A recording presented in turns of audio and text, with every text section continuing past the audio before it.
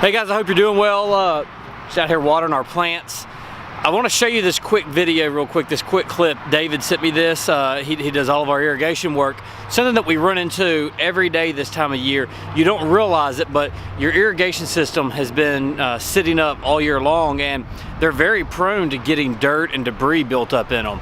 And if you have some weak heads that look like maybe they're not flowing as good, or they might look like the reach isn't as great as it should be, it's possible that you've got a lot of dirt or debris or something of that nature in there, and you actually might need to take the head off and flush these lines out. It'll amaze you at how much dirt can get in there after a little bit of time. So anyway, that's just something to think about.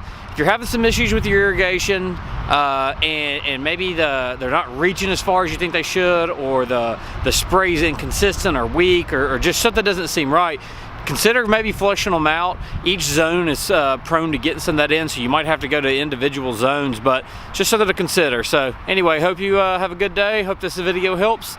Let me know if you got any questions.